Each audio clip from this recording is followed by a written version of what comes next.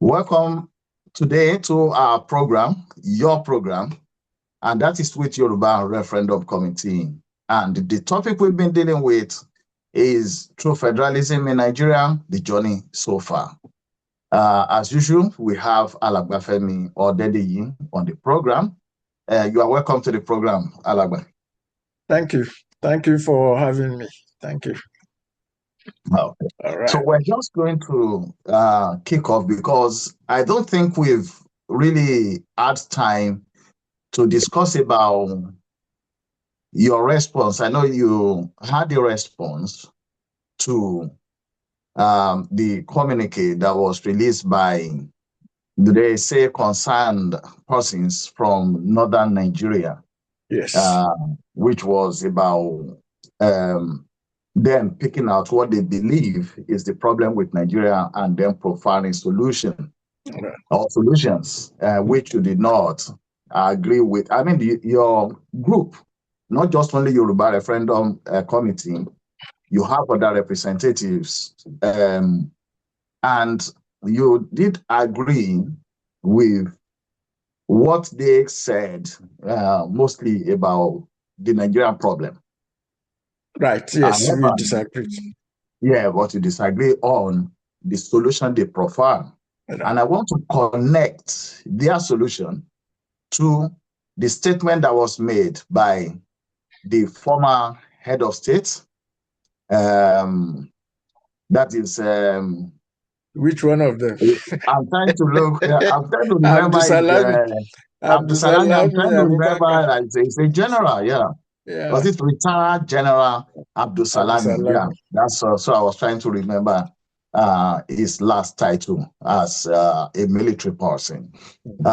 He's, in his own opinion, he said that yes, he agreed that the military put some things in the constitution. That is the 1999 constitution. Actually, when we look at the story around the constitution itself, there was a claim that even as at the time ex-president Obasanjo was being sworn in, that even the constitution was nowhere, that it was just a blank paper that was used for his swearing in.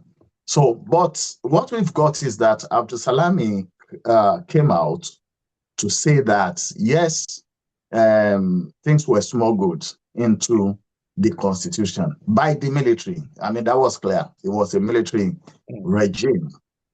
And he said that he believes that, yeah, whatever doesn't work there, or yeah, they can just remove it and just amend the constitution.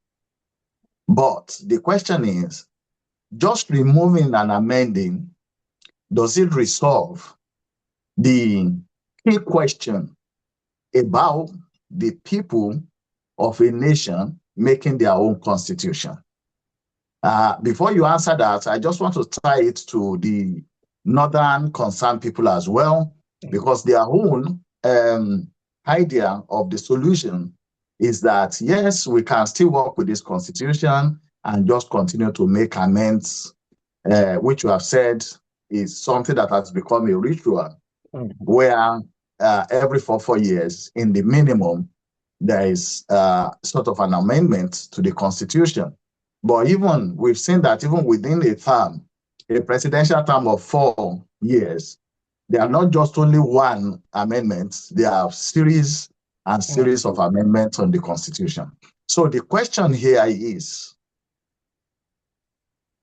does just amending the constitution resolve that key question of the people themselves making their own constitution as is expected in a democratic government? It doesn't. It doesn't. And the issue is even beyond that. When a whole head of state and the whole head of the military at that time admitted that they put some things in the constitution and then ask us to go and change it, is almost like insulting the intelligence of the people of Nigeria. And that's why we keep saying when they say we can amend, you can't amend a lie. A lie is a lie. And when the head of the government says that they have lied with the constitution, because when they put something in that wasn't, number one, we don't even know what the document was all about. That's number one. That is the constitution itself. Number two, we don't even know what they smuggled in. So maybe they smuggled the entire package and called it the constitution. So you don't amend a lie. That is a moral issue. You don't amend a lie. That is number one. Number two, by putting it the way he put it and the way everything went, they are telling us, the people, that we don't matter. Right. That we are not, our views are not worthy. So when they now go about saying they are having consultations, stakeholders and stuff like that, it's like a bunch of liars getting together and trying to amend the lie. Because who is a stakeholder in what you put into the constitution except yourself, or you and your I'm not talking about you. I'm talking about him. Yeah, those people that were involved in it. Yes, the people that were involved in. They were, and they are the stakeholders. It is not me and you. So how can they now come and call me and you to come and debate what they have done together? It doesn't make any sense. And that is why we are opposed, very much opposed to those concerned northern people. You don't insult our intelligence by asking us to perfect a lie. No. And specifically for Yoruba people, we say we are Omoluabi, we champion Omoluabi, character, honesty, integrity, and all the rest of it. And then they are telling us we don't matter. What they need is just our concurrence. And then we go there and then say, oh, yeah, let's change A and put B there. Let's do this and do that. No, that is why nothing is working. I mean, in quotes now, because question of what is working and not is a different question entirely. But that is why we keep insulting ourselves every time they say they want to amend the constitution. And that's why the elections have become not a contest of ideas, but a contest against personalities. So when you say you want to be president not because of your ideas. You want to be president because you don't like the person that is the current president. You want to be governor because somehow the current governor offended you somewhere and he has to go. You want to be a local government chairman because money is coming and you have a right to be there and all that. That is why everything is going on like that. And it's unfortunate that when they start talking about future generations, legacy, and all the rest of it, you are creating a rotten foundation so that when the next generation comes, when they take over, they will even be more lost. If there's a language expression like that, they will be lost more than the current generation is, because they have nowhere to anchor their views on. That is why social media, I'm not against social media as such, but what you do on social media has become the source of information for most people. And even on so many social media groups, you find educated people forwarding posts without comments. So how can you just forward a post to a mass thing and not say anything, whether you like it or agree with it or not? Just forward it. So the basic element of humanity, that is thinking, the thought process, has been removed from us by the laws and foundational laws that we have. So we are not expected to be thinking people. We are just expected to be like a heart that somebody will just put something there and say, yeah, go and correct it. How can he come and tell us to go and correct the forgery that they made, and then we sit down and say, oh yeah, let's go and do that. No, that's why at least for the Yoruba, we are calling for the Yoruba now. Okay? This is not a question of just simply amending or not amending. It is a retrieval of our humanity. They are telling us that we don't matter, we don't care, we don't matter in the scheme of things. They will just put anything together and ask us to go and correct it. We should be able to put what we want together and correct it ourselves if necessary. And that's the whole essence of the whole thing. And you see, well, one is not saying Northerners are this and that too, but when they come like that, that is the concerned people, and ignore these realities, they just tell us to assume. I mean, they're just assuming and assuring us that there's no problem. You only need to put 2 and 2 together, and it will be 5 or 6, whichever way they want to. Because when you smuggle you can smuggle something into 2 plus 2 and not make it 4. So that is what is happening. So it is the whole essence is to recover, not rediscover, because we know it. Every Yoruba person, at least 99% Yoruba, know something about Omoluabi, even if it's just tangential. But to retrieve it from being destroyed. And the only way we can do that is through our self-government, that we design ourselves and we decide by ourselves. Now, if the northern group, they may choose not to want to do that, but that shouldn't dictate what we do. Okay. I mean, that's just the bottom line. Thank you. All right.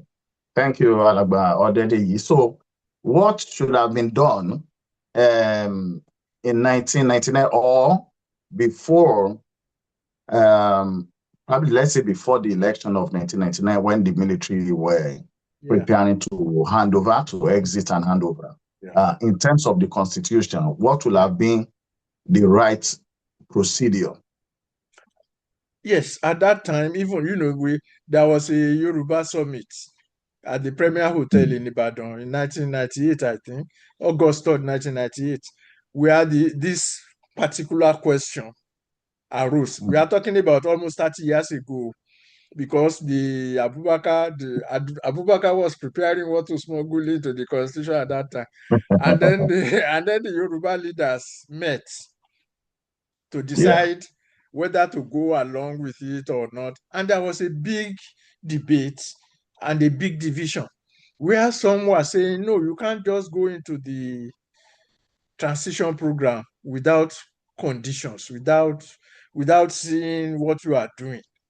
And some of the leaders, quite a lot of the leaders at that time, said, don't worry, when we get to power, we will address it. And then, in the spirit of togetherness, everything, it didn't end there, because it eventually led to the creation of other things. But that's not the issue. So, but the point is, there was a debate.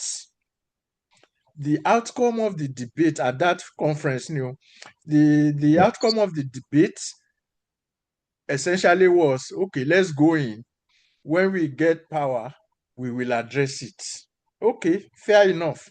So they got to power in 1988, 1999, and we have still not addressed it 30 years later. So to really answer the question means we have to go back to that decision, whether it was a wise decision or it wasn't a wise decision. Now, a lot of things have happened between then and now, which means it was a bad decision, because those who went to power at that time, promising us that they will do something about it, have not been able to do anything about it till today, 30 years later. So that means they were wrong for taking that decision at that time. And fortunately, quite a lot of them are still alive. Quite a lot of, including our president too, quite a lot of them are still political office holders, including the Senate leader, Senator Okoyemi Bamidele. So we have to start. We are not insulting them. We are just saying they might have considered their decision correct at that time or tactical, as you would like to put it. But 30 years down the line, 30 years on. It has shown that it was a completely wrong decision. Now, let's assume that they didn't go in, that is, they took the other side, they insisted on, because their argument was that if they were not participants, other side would be a participant, right? That others will go in and they will be substituted and this and this and that. Okay, fair enough. So let's say they didn't go in because of the lack of that precondition. And then they found some Yoruba people that will go in and become this and that. You know what will have happened? The issue of Yoruba participation in Nigeria will have been on the front burner, because whoever replaced them at that time will have to answer to the Yoruba demand, which essentially was a return to true federalism at that time. So any Yoruba person, it's just like the Obasanjo case. Okay, they went in and all that. But eventually, when they had the presidential election, our candidate, that is the Yoruba candidate, did not win. They said that their own candidate, who is also a Yoruba person, won. So what happened? Immediately he ran into the problem of federalism in Nigeria, and in particular Yoruba land. So he had to use everything in his power to fight against those Yoruba leaders. That was why you find quite what is their name? At that time, when the Afenifere people led by Chief Ayo Adebanjo, they went to him and then they said he agreed that he would carry out restructuring if they would support him. What happened? They supported him, and the guy simply removed them from political influence in Yoruba land. And here we are today. So in 1988, if they had taken the position that we are not participating in this program until we have a constitution, there will be no transition, because even then, at that point, it was the Yoruba that had the upper hand in the political firmament of that time. Now, and like I said, even if they went ahead and did whatever they want to do, the Yoruba element will still be like an Egun Eja to ma ha won lorun. Yeah. That is what it would have been. And we'll be better off for it, because even when they did it, they went there, they did everything for the next 30 years, like we said. Every year gone, they are amending what they went in there to do. So what is its value? Right. So, and we are back to the same question now, that do we now continue amending a fake or false document, because it's a false document? You don't go to a court and present a forged document and call it original by inserting some stuff into it. Anyway, we are still in the same situation now, that, okay, you have been there for 30 years. What we want is not what you are giving us. So do we continue like that? Or do we say, well, we are human beings now. We can't say we have a foundational document that is the foundational law of the country and start amending it every year. It doesn't make sense. It means it's not foundational. It's just temporal. So we need to retrieve that thing back and then say, okay, so that's why we keep saying, and fortunately, quite a lot of organizations and individuals have been ramping up the same thing, that, look, it is the peoples, not even people. There's a difference between peoples and people. You can say people because generally we are all, people. But when you say peoples, that means there are different peoples with different experiences. So you have to recognize them as peoples. And that is the first thing that needs to be done, that the peoples of Nigeria should be able to determine their aspirations and expectations, which will be codified in their constitution. Okay, thank you very much, Alabafemi or Dedi. We're still looking back. I mean, just learning from yesterday. Now, how easy do you think it would have been for the military government then to conduct a people's referendum? Yeah, I mean, there are many things that could have happened. Okay, at that time, the June 12th thing, Abiola, Nadeko, everybody, okay. So they could have easily said, let each, and they were operating along the basis of this zone and so, let each of the regions or zones or whatever conduct a referendum in their places and come up with their constitutions, which will now become debated at a national convention. Debated doesn't mean negating what you have done. Let's say the Yoruba say this is the way we want to go. We are not saying you go to the national convention to go and debate it. It's just to inform the national convention, okay, this is where A is, this is where B is, this is where C is, and let's see if we can harmonize and then come up with something that ties us together, not to negate what we have created. Yeah. So they could easily have done it. At that time, like I said, the Yoruba Summit could have easily organized a referendum at that time. And in fact, I mean, when they had the election, God save, Shebi, we know how the election went. We know who won now among ourselves. So that, and even let's even assume that there's no mechanism. Nothing stopped them from creating the mechanism for it. They had a military government in place. All the military governors can establish whatever mechanism that suits their purpose. Yoruba people in Ilorin and Kaba and Kwara and Kogi State are saying they want to be part of us. So the mechanism can be established, even though it doesn't exist at that time. But when you want to smuggle something in, you won't allow. Anyway, I'm sorry. It's just funny. I mean, it's serious, but it's also funny for the head of the military to admit that they did some smuggling, and then nobody saw anything wrong in that. Okay, thank you very much, sir. Let's now come to where we are now. Some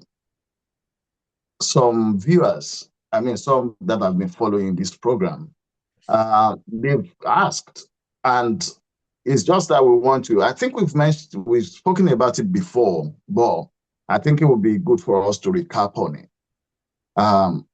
So the question that has been pushed forward is that, assuming we have a referendum and Yoruba and maybe some other couple of nationality decided to go for nationality-based government. Okay. But then we have some other nationalities that said, no, they want to keep what is central now. So how is it going to work? It's very simple. The entire thing is about a new constitution for Nigeria. Right. So anybody that comes and says he wants to retain the current constitution is not part of it. They can retain that in their own environment. But those of us who want a new one don't have to go along with them. And it's not negotiable. We either want a new federal constitution based on nationalities, or we don't want it. So if they come around and say, but we are Nigerians, okay, fine, nobody's arguing with that. You are Nigerians. But what type of Nigeria do you want? Then they say, what is currently obtained and blah, blah, blah. Well, that is why we are here to negotiate in the first instance, to remove what we are already operating. So if you want to remove what you are already operating and you want to insist on it, then you are not there to remove it. And then we can easily say, look, go your way and we go our way. There's nothing wrong with that. Countries have broken up over the world. Without it, the Soviet Union broke up exactly because of this question of nationality referendums, because the nations inside the Soviet Union voted in their own different referendums for a new federal structure for the Soviet Union at that time. And then the Soviet military says no. And that's how this whole thing went. And the world did not end. So all this superficial thing, that's why I'm talking about our humanity, our ability to think, our thought process. So when that is removed, what you have will be that kind of situation that no, I think it was in the Second Republic. When was that? When they were talking about no-go areas. You can't discuss this. You can't discuss that. Who says we can't discuss it? Are we not human beings to discuss anything? So when they come and then say they want to retain what we are there to dismiss, then it means they are not going to be part of us.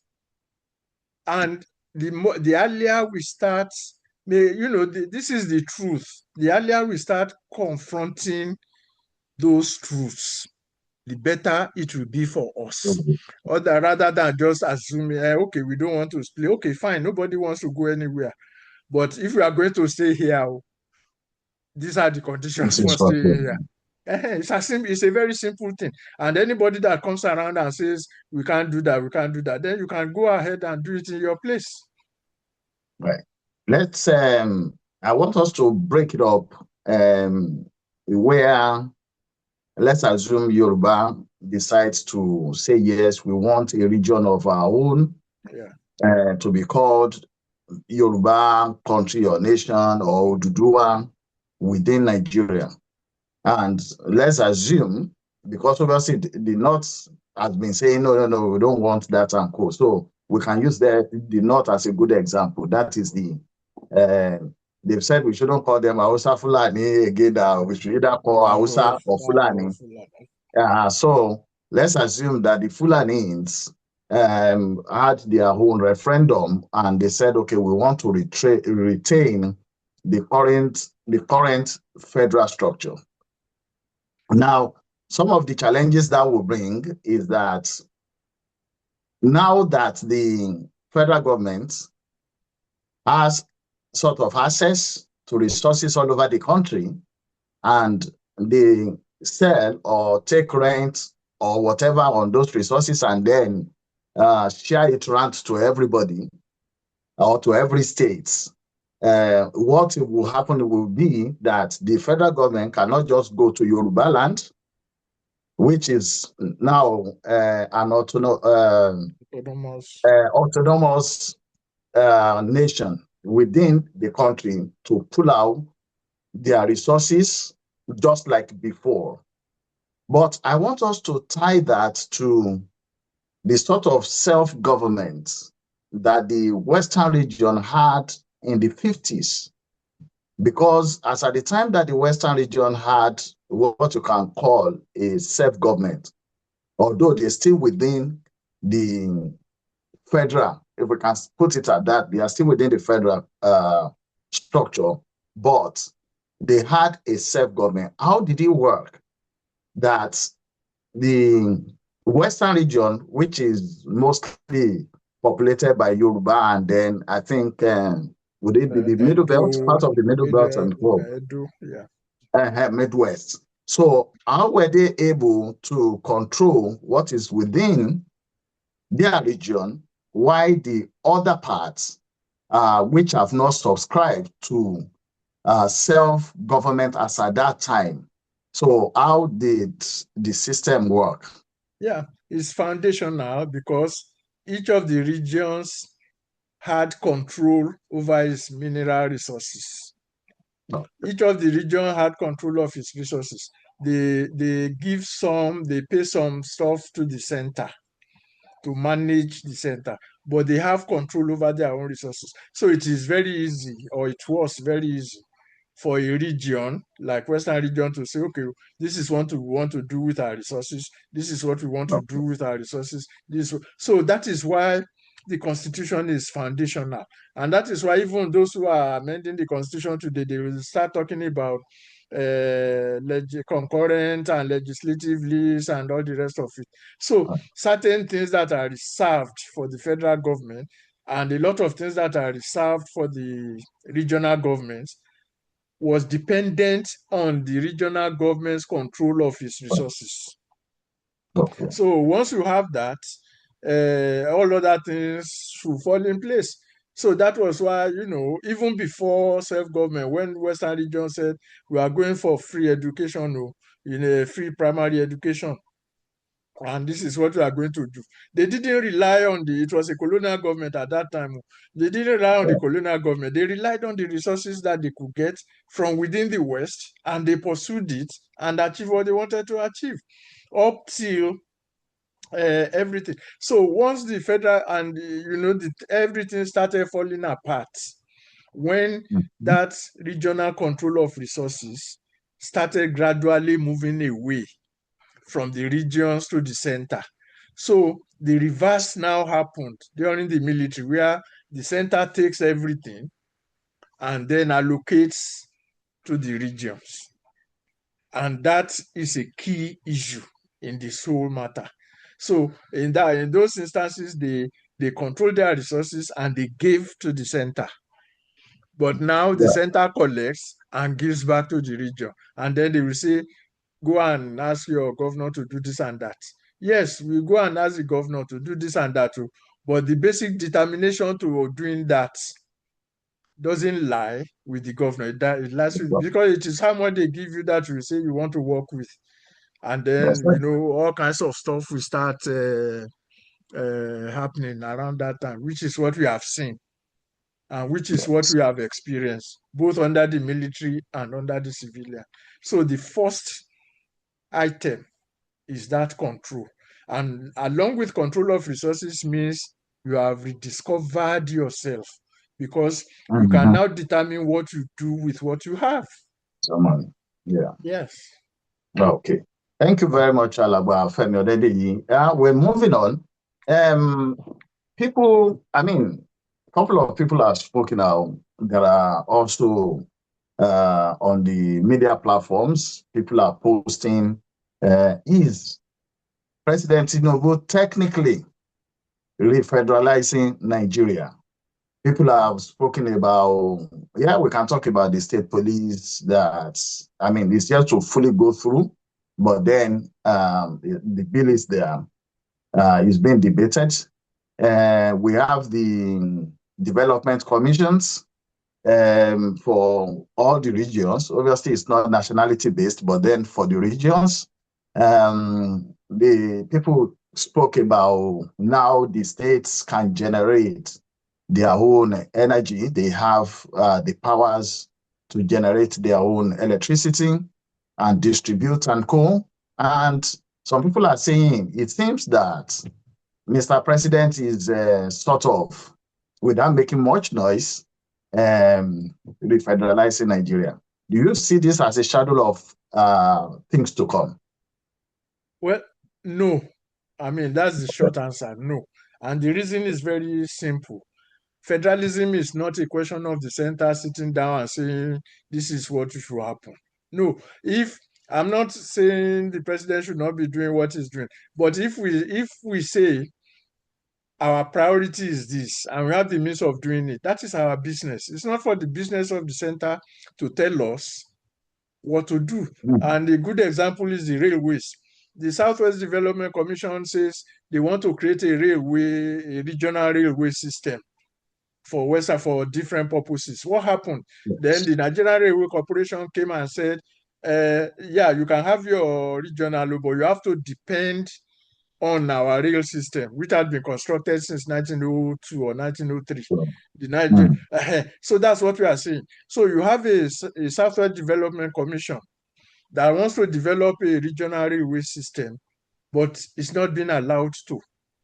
Even if we go to the electricity and all the rest, you see, the thing is, there may be a national electricity policy. Right. that, okay, oh, of course, we are in the 21st century, so everybody must have access to electricity. You can have a policy, but the implementation and the process cannot be with the federal government.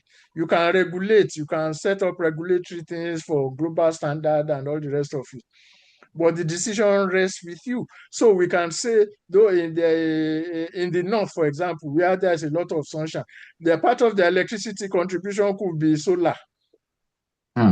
Not that we don't have it in our kingdom.